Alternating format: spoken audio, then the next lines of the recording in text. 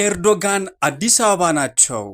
ኤርትራ ኢትዮጵያን ያስቆጣ ተግባር ፈጽማለች። ምንድነው ሀገሪቷ የፈጸመችው? ቴዲ አፍሮ በኬንያ በነበረው ኮንሰርት ምን ገጠመው? ኦሮሞና ኦሮሚያን ዘርፎ በሰላም መኖር አይታሰብም ሲሉ ሽመልስ አብዲሳ ተናግረዋል። ዜጎች ምርቶች እንዳትገዙ ተብላችኋል። የአሜሪካ ወታደሮች ናይጄሪያ ገብተዋል። ሰላም ጤና ይስጥልን፣ እንደምን አላችሁ ውድ የኢትዮጵያ ድምፅ ተከታታዮች። የኢትዮጵያ ድምፅ የየካቲት 10 ቀን 2018 ዓ.ም የሀገር ውስጥና የባህር ማዶ ዜናዎች ከዚህ ሰዓት ጀምሮ ወደ እናንተ የሚደርሱ ይሆናል። ከዜናዎቻችን ጋር አብራችሁ ትሆኑ ዘንድ በአክብሮት ጋብዘናል። ቅዳሜ ወዳደረግነው ዜናችን አልፈናል። የተርኪ ፕሬዝዳንት ረሲብ ጣይብ ኤርዶጋን ኢትዮጵያ አዲስ አበባ ገብተዋል። ፕሬዝዳንቱ ቦሌ ኤርፖርት ሲደርሱም ጠቅላይ ሚኒስትር አብይ አህመድ አቀባበል አድርገውላቸዋል። ጠቅላይ ሚኒስትሩ ባሰራጩት የእንኳን ደህና መጣችሁ ጽሑፋቸውም እንኳን ወደ ምድረ ቀደምት ሀገር ኢትዮጵያ እንኳን በደህና መጣችሁም ብለዋል። ይህ ይፋው የሥራ ጉብኝት ልውውጣችን በተርኪና ኢትዮጵያ መካከል ያለውን ትልቅ የአጋርነት ጥንካሬ የሚያንጸባርቅ ነው ሲሉም ገልጸዋል። ከአንካራ እስከ አዲስ አበባ በሁለቱ ጥንታዊ ሀገራት መካከል ያለው ትብብር ይበልጥ የሚጠናከሩና ዘላቂ ትስስርን የሚያረጋግጡ ውጤታማ ውይይቶች እንደሚኖሩን እመኛለሁ ሲሉም በማህበራዊ ትስስር ገጻቸው ላይ አስፍረዋል። ኢትዮጵያና ሶማሌላንድ አዲስ ስምምነት ሊፈራረሙ መሆኑን ተሰምቷል። በቅርቡ ከእስራኤል ጋር የመጀመሪያውን የአጋርነት እውቅና ያገኘችው ሶማሌላንድ ከኢትዮጵያ ጋር አዲስ ስምምነት ልትፈርም መሆኑን ተሰምቷል። የራስ ገዟ ፕሬዝዳንት አብዱራህማን መሐመድ ከሲኤንኤን ጋር ባደረጉት ቃለ መጠየቅም አገራቸው ከኢትዮጵያ ጋር የንግድና ትራንስፖርት ስምምነት ለመፈራረም ዝግጅት መጠናቀቁን ይፋ አድርገዋል። ከ2 ዓመታት በፊት አዲስ አበባ ሀርጌሳ የመግባቢያ ስምምነት መፈራረማቸው ይታወሳል። ኢትዮጵያ የሶማሌላንድ እውቅና በመስጠት በአንጻሩ ሀርጌሳ የባህር መዳረሻ ለመስጠት ነበር የተስማሙትም። ሆኖም ስምምነቱ ባስነሳው ቀጠናዊ አዋራ ሳቢያም ሳይፈጸም መቅረቱም ይታወሳል። የአሁኑ የአዲስ የንግድ ስምምነት መቼ ይፋ እንደሚሆን ያልተገለጸም ሲሆን በቀጣይም ሌሎች ስምምነቶች እንደሚፈራረሙም ይጠበቃል። እላያችን ላይ የጦርነት ዳመና አጥልቷል፣ አሁንም ግን እድል አለን ሲሉ ሌተናል ጀነራል ታደሰ ወረደ ተናገሩ። አሁንም የሰላም አማራጮችን በማስቀደምና እሱ ላይ በርትቶ በመስራት በትግራይ ያለውን የጦርነት ዳመና ማስቀረት እንደሚቻል የትግራይ ጊዜያዊ አስተዳደር ፕሬዝዳንት ሌተናል ጀነራል ታደሰ ወረደ ገለጹ። ሌተናል ጀነራል ታደሰ ወረደ ይህንን ያሉት ዛሬ የካቲት 10 ቀን 2018 ዓ.ም በመቀለ ከተማ በተከናወነ መድረክ ላይ ነው። የሰማዕታት ቤተሰብ የመኖሪያ ቤት ግንባታ የዕጣ አወጣጥ ስነስርዓት በሚከናወንበት ዝግጅት ላይ በክብር እንግድነት የተገኙት ጀኔራል ታደሰም በስነስርዓቱ ላይ ባደረጉት ንግግር አሁን የምናከናውነው የዕጣ ማውጣት ስነስርዓት የሰማዕታትን አደራ ከፍ ብሎ በሚታወስበት በየካቲት 11 ክብረ በዓል 51ኛ ዓመት ዋዜማ ላይ የተከናወነ በመሆኑ አደራውን ታሪካዊ ያደርገዋል ብለዋል። አሁን ያጠላብንን የጦርነት ደመና ሰላማዊ የውይይት አማራጮችን በማጠናከርና መተማመን በመፍጠር ለማስቀረት እንዲቻል ሁሉንም የሰላም አማራጮች ልንጠቀም ይገባል ያሉት ፕሬዝዳንቱም እሱ ላይ ሁሉም ወገን በርትቶ ከሰራ አሁንም እድል አለ ሲሉ ተደምጠዋል። በቦታው ለተገኙት የሰማዕታት ቤተሰቦች አሁን የተሰጣችሁ የመኖሪያ ቦታ መስሪያ ቦታ የአደራ ስጦታ ነው ሲሉ የተደመጡት ጀነራል ታደሰም ይህ የተሰጣችሁ ቦታ የማይሸጥ የማይለወጥ እንደዚሁም ለሌላ ዓላማ የማይውል በመሆኑ ግምት ውስጥ አስገብታችሁ በአደራ ተጠቀሙበትም ብለዋል።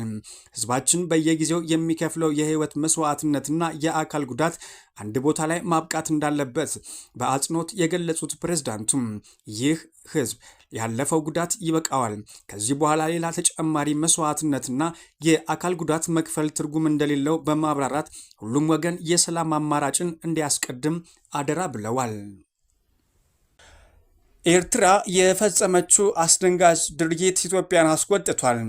በጸረ ኢትዮጵያ አቋሙ የሚታወቀው ሻዕቢያ ኢትዮጵያ ጠልነቱን ዳግም ያሳየበት ድርጊት ፈጽሟል ነው የተባለው። ከሰሞኑ የፈንቅል ኦፕሬሽን መታሰቢያ በምጽዋ እየተከበረ እንዳለም ይታወቃል። በዓሉን አስመልክቶ ከተዘጋጁ ዝግጅቶች አንዱ በሆነው የስዕል አውደ ርዕይ ላይ የታየው ክስተት አስደንጋጭ ሆኗል። በአውደ ርዕዩ ላይ ከቀረቡ ስዕሎች አንዱ የኢትዮጵያን ክብርና ሴት የሚነካ ነውም ተብሏል። በስዕሉ ላይ እንደሚታየው አንድ ከስክስ ጫማ ያደረገ ወጣት የኢትዮጵያን አረንጓዴ፣ ቢጫ፣ ቀይ ባንዲራ ረግጦም ይታያል። በተጨማሪም በስዕሉ ላይ የሚታየው ወጣት የአጼ ኃይለሥላሴ መንግስቱ ኃይለማርያምና የአሁኑን ጠቅላይ ሚኒስትር አብይ አህመድ ምስል ሲረግጥ በድጋሚም ይታያል። ይህ በሻዕቢያ ድረገጽ ላይ የተለቀቀው የስዕሉ ፎቶግራፍ እያነጋገረም ሲሆን የሻዕቢያን ኢትዮጵያ ጠልነት ከሚያሳዩ ድርጊቶች አንዱ ሆኖም ተመዝግቧል ተብሏል። ለዚህ የሻዕቢያ አገዛዝ ድርጊት ከኢትዮጵያ መንግስት በኩል እስካሁን ድረስ ምላሽ አልተሰጠም። አዳዲስ መርከቦችና የጭነት መኪናዎች ለመግዛት እየተሰራ መሆኑ ተሰምቷል። የኢትዮጵያ ባህር ትራንስፖርትና ሎጂስቲክስ አገልግሎትም በ2018 ግማሽ ዓመት አመርቂ ውጤት ማስመዝገቡን ገልጿል። በዚህም በቆራጥነት እየሰራ የሚገኘው የኢትዮጵያ ባህር ትራንስፖርትና ሎጂስቲክስ አገልግሎት የ2018 ዓ.ም የግማሽ ዓመት አፈጻጸሙን ይፋ አድርጓል። ተቋሙ በሁሉም ዘርፎች ካለፈው ዓመት የተሻለ ስኬት አስመዝግቤያለሁም ብሏል። 3.5 ሚሊዮን ቶን ጭነት በማስተናገድም የእቅዱን 109 በመቶ ፈጽሟል ነው የተባለው። ይህም ካለፈው ዓመት ተመሳሳይ ወቅት ጋር ሲነጻጸር የ22 በመቶ እድገት አለውም የተባለም ሲሆን 1385 ተሽከርካሪዎች በማጓጓዝ የእቅዱን 137 በመቶ በላቀ ሁኔታ አከናውኗል ሲል ገልጿል። 60 በመቶ የሚሆነው ኮንቴነር በባቡር እንዲጓጓዝ በማድረግ ወጪና ጊዜን ቆጣቢ፣ በጅቡቲ ወደብ የነበረውን የኮንቴነር ቆይታ ከ7 ቀን ወደ 4.2 ቀን ዝቅ በማድረግም የ167% ውጤታማ ተመዝግቧልም ተብሏል። ባለፉት 6 ወራት ውስጥ ብቻም በብር 74.4 ቢሊዮን ብር መሰብሰብ የቻለም ሲሆን ይህም ካለፈው ዓመት ብር 46.7 ቢሊዮን ጋር ሲነጻጸር የ59 በመቶ ከፍተኛ ብልጫ አለውም ተብሏል። ተቋሙ አቅሙን ይበልጥ ለማሳደግ አዳዲስ መርከቦችና የጭነት መኪናዎችን ለመግዛት እንዲሁም አገልግሎቱን ሙሉ በሙሉ በዲጂታል ቴክኖሎጂ ለማገዝ በትኩረት እየሰራ እንደሚገኝ አሳውቋል። የኡጋንዳ ፕሬዝዳንት ዩዌሪ ሙሴቬኒ የሀገሪቱ ፕሬዝዳንት ብሔራዊ አየር መንገድ የሚታዩ የአመራርና የማኔጅመንት ክፍተቶች ለማስተካከል የቀድሞ የኢትዮጵያ አየር መንገድ ግሩፕ ሊቀመንበርና ዋና ስራ አስፈጻሚ የነበሩትን አቶ ግርማ ዋቄን በጊዜያዊ ስራ አስፈጻሚነት ሾመዋል። ይህ ሹመት የተሰጠው አየር መንገዱ በዋና ስራ አስፈጻሚነት ሲመሩ የቆዩት ጄንፈር ባሙቲራካ ከኃላፊነታቸው እንዲነሱ መደረጉን ተከትሎ ነው።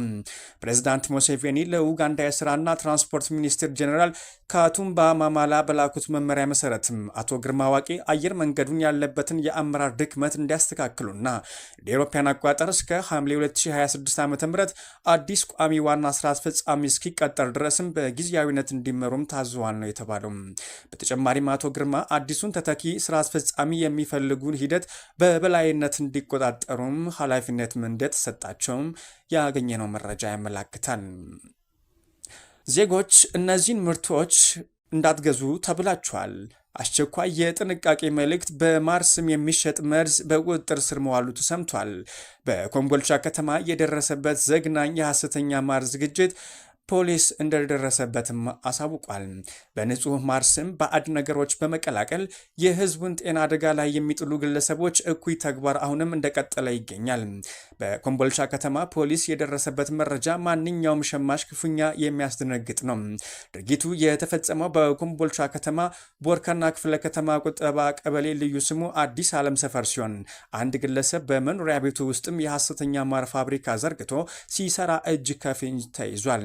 ለዝግጅቱ ጥቅም ላይ የዋሉ አስደንጋጭ ግብአቶች ፖሊስ በቁጥጥር ስር በዋላቸው መረጃዎች መሰረትም ማሩ የሚዘጋጀው ከሚከተሉት ባዕድ ነገሮች ነው። ጀሶ ወይም ፕላስተር ኦፍ ፓሪስ ለክብደትና ማሩ እንዲረጋ ለማድረግ፣ ስኳር ለማጣፈጫ ይጠቀማል። በክፍለ ከተማ ፖሊስ ጣቢያ የወንጀል ክፍል ምክትል ኃላፊ ኢንስፔክተር አንዋር ሰይድ እንደገለጹትም ግለሰቡ እነዚህን አደገኛ ግብአቶች በመጠቀም ማር መሰል ውህድ ሲያዘጋጅ በህዝብ ጥቆማ ተደርሶበታልም ተብሏል። ኦሮሞን ዘርፋችሁ በሰላም ለመኖር አታስቡ፣ ተጠንቀቁ ሲሉ የኦሮሚያ ክልል ርዕሰ መስተዳደር ተናገሩ።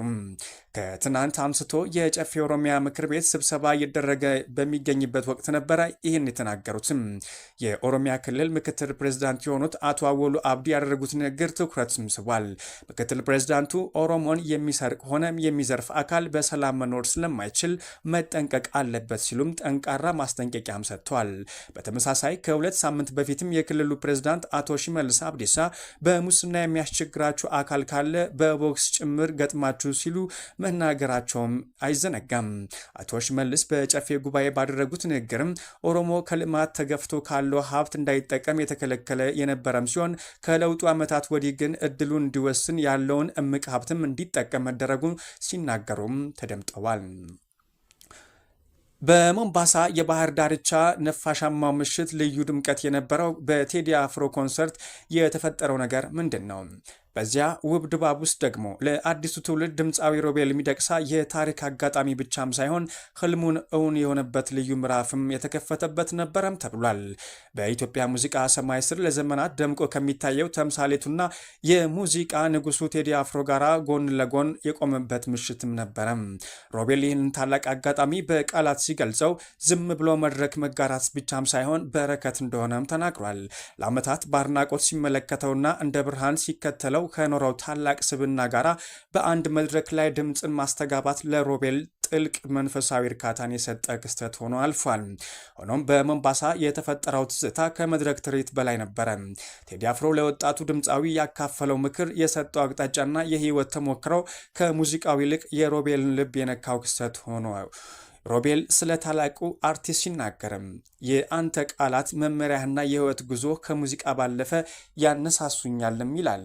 በዚህ ምሽት በሁለቱ አርቲስቶች መካከል የተደረገው የሀሳብ ልውውጥና ቴዲ አፍሮ ለሮቤል የለገሰው ተሞክሮም ለወጣቱ ድምፃዊ ትልቅ የቤት ስራና የእድገት መሰላል መሆኑም ግልጽ ሆኗል።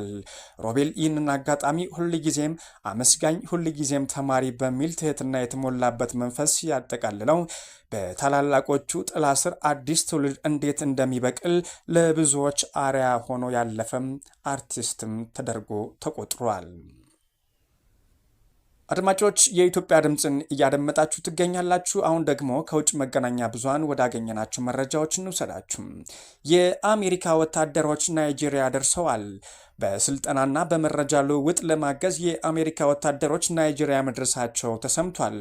ከአሸባሪ ቡድኖች እና ከሌሎች የታጠቁ ቡድኖች ጋር በሚደረገው ውጊያ ወታደሮች ለማሰልጠን እንዲያግዙ ወደ 100 የሚጠጉ የአሜሪካ ወታደሮች ናይጄሪያ ደርሰዋል።